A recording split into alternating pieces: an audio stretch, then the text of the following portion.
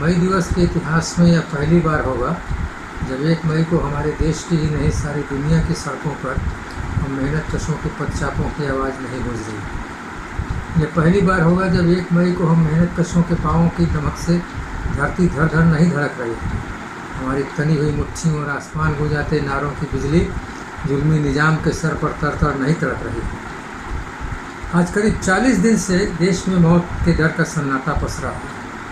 करोड़ों मेहनत कशों किसानों, गरीबों, छोटे किसानों, दुकानदारों, धंधे वालों के घरों में के चूल्हों की आग बुझी हुई है। सारे कल कारखाने, उत्पादक गतिविधियाँ, दुकानें बंद हैं। जब समय रहते कोरोना से लड़ने और उस पर काबू पाने का समय था, सरकार वायरस का इलाज गोबर, गौमूत्र, घंटा, घड़ियाल, थाली, ताली, दिया जलाने से करने और पूंजीपतियों को इस लड़ाई में ज़रूरत के हर सामान, सैनिटाइजर से लेकर वेंटिलेटर तक की कालाबाजारी से कमाई कराने में व्यस्त थे। जब हालात काबू से बाहर होने लगे तो बिना किसी तैयारी के, बिना किसी योजना के बंदोबस्त के सारे देश को लॉकडाउन में कैद कर दिया गया और आम मेहनत कश के जीने के सारे रास्ते बंद कर दिए गए। इस लॉकडाउन में धनवान अपने सितारा रिसोर्टों, फार्म हाउसों में ऐश कर रहे हैं और मध्यम वर्गीय अपने घरों, फ्लैटों में बंद थाली घंटा बजाते हुए गरीबों को और जमातियों के नाम पर समूची मुस्लिम कौम को कोरोना फैलाने के लिए मुलजिम बना रहे हैं। और गरीब मेहनत कश देश की करीब 50 करोड़ की श्रम शक्ति में 94%, करीब 45 करोड़ की आबादी असंगठित अनौपचारिक क्षेत्र में न्यूनतम मजदूरी, निकृष्टतम कार्यदशाओं और अधिकतम शोषण में पिसते हुए अपनी ज़िंदगी की जद्दोजहद में रोज़ कुआं खोदती है और पानी। उन्हें नहीं पता होता कि अगले दिन का सूरज के पास उनके घर के चूल्हे के लिए कुछ है भी या नहीं। ये ज़्यादातर वे लोग हैं जो छोटे मोटे कल कारखानों, दुकानों, निर्माण उद्योगों, ईंट भट्ठों पर दिहाड़ी करते हैं, रिक्शा ऑटो चलाते हैं, बंगलों, मॉल, होटलों, कॉलोनियों की चौकीदारी दरबानी करते हैं, घरों में साफ़ सफाई, चौका बर्तन करते हैं, धोबी, नाई, डिलीवरी बॉय का काम करते हैं। ये ज़्यादातर वे लोग हैं जो अपने गाँव घर छोड़ करके सैकड़ों मील दूर औद्योगिक शहरी ठिकानों पर अपनी रोजी रोटी की तलाश में आए और महानगरों की चौखट पर 3 टप्पर डालकर या फिर साइट पर ही अपने पॉलीथीन प्लास्टिक की शीट डाल करके वहाँ अपना बसेरा गुजर करते हैं। इन गरीब मेहनत कशों की रोजी रोजगार के सारे रास्ते अचानक रातों रात बंद हो गए। इनमें से अधिकांश हमेशा के लिए बंद हो गए। यह बंदी और उसके बाद की मंदी लाखों की संख्या में छोटी मोटी औद्योगिक इकाइयों और दुकानों का दिवाला निकाल देगी जो दोबारा कभी नहीं खुल पाएंगी। जब अचानक लॉकडाउन हुआ, इन मजदूरों ने पाया कि अगली सुबह से न तो इनके पास रहने का ठिकाना है और न जीने का कोई सहारा। इसलिए जब धनवान और मध्यम वर्गीय अपने महलों और घरों में सोशल डिस्टेंसिंग के लिए बंद हुए, करोड़ों की संख्या में ये गरीब मेहनत कश अपने परिवार के साथ गठरी गट्ठर सर पर या साइकिल पर लादे सैकड़ों मील दूर अपने घर मुल्क जाने के लिए देश के हर बड़े राजमार्ग पर। आज भी बहुतों की त्रासद यात्रा जारी है। रास्ते में पुलिस प्रशासन के अत्याचार झेलते, जहरीले केमिकल से नहलाए जाते, भूख, प्यास, डायरिया, थकान से सड़कों पर दम तोड़ते, लाचारी और जिल्लत के बोझ से परिवार सहित आत्महत्याएं करते, ये लुटेरे, ये लुटे पिटे बचे अभागे अपने भूखे प्यासे परिवार बच्चों के साथ अगर अपने गांव कस्बे की चौखट पर पहुंच भी गए तो वहां सीलबंद सीमा पर मुस्तैद पुलिस अपनी बेंतें लिए कुत्तों की तरह खदेड़ने के लिए तैयार बैठी। कोई नहीं बता सकता कि मौतों की गिनती किस खाते में ज़्यादा है, कोरोना के या फिर लॉकडाउन के। यह सारा कुछ कोरोना की नहीं, हमारे देश के निज़ाम की देन है। एक बर्बाद, लुटा पिटा, मौत के बियाबान शमशान में बदलता, सांप्रदायिक नफरत और असहिष्णुता के उन्माद में डूबता देश और दलित, कमज़ोर, मजलूम को चबाती हुई, हर उस आवाज़ को कुचलती हुई निजामशाही जो प्यार, भाईचारे, सहनशीलता का पैगाम देती हो और आज की निजामशाही से ना इत्तेफाकी रहे। यही है आज का मेरा देश। जर्द पत्तों का बन है, जर्द पत्तों का बन जो मेरा देश है, दर्द की अंजुमन जो मेरा देश है। सचमुच पीले पड़ चुके पत्तों और बेपनाह पसरे दर्द का बियाबान जंगल बन चुका है हमारा देश। और संगठित क्षेत्र का मेहनत कश जब सत्ता और सिस्टम के दुलारे निजी क्षेत्र की स्वास्थ्य और उत्पादन सेवाएं पूरी तरह से नाकारा साबित होने लगी, तब सरकार को सार्वजनिक क्षेत्र किया गया। वही क्षेत्र जिसे पानी पी पी करके गालियाँ दी जाती रही हैं, बदनाम किया जाता रहा है, जिसके सारे संसाधन काटे जाते रहे और जिसे कौड़ियों के मोल निजी दुल्हनियों को परोसने की साजिश होती रही। वही सार्वजनिक क्षेत्र Bharat electronics, Hindustan life care, ordnance factory board, rail coach और डीजल कारखाने, जी हाँ वही रेल जिसकी पटरियाँ, स्टेशन, लोको कारखाने सारा कुछ बेचा जा रहा है। दिन रात एक एक करके मास्क, सैनिटाइजर, पीपीई, वेंटिलेटर, हर जरूरी उपकरण बना करके जाने बचा रहे हैं।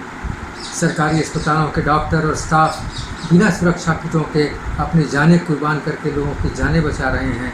सरकारी बैंकों के कर्मचारी वित्तीय तंत्र जिंदा रखे हैं। यह स्थिति दुनिया के हर उस देश की है जिसने पिछले 4 दशकों से नवोदारवाद की आंधी में सार्वजनिक क्षेत्र को निजी पूंजी को बेचने की मुहिम चला रखी है।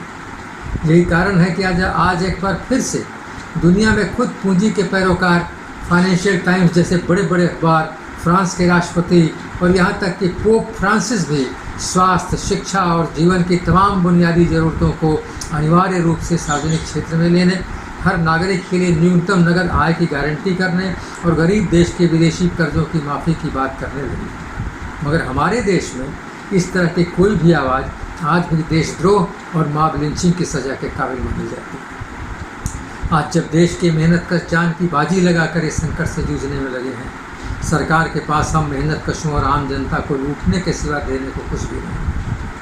पूंजीपतियों को लाखों करोड़ों की कर छूट देने और कर्जे माफ़ करने के लिए सरकार के पास संसाधन हैं, मगर आम जनता को राहत देने के लिए उसके खजाने खाली। वित्त मंत्री का 1,70,000 करोड़ का तथाकथित राहत पैकेज एक क्रूर छलावे के अलावा कुछ भी नहीं। इसमें से आधी रकम पुरानी योजनाओं की देनदारियाँ, बाकी बची रकम करीब 90,000 करोड़ का 140 करोड़ जनता में हिसाब लगा लीजिए, करीब 640 रुपये एक नागरिक के हिस्से आता है।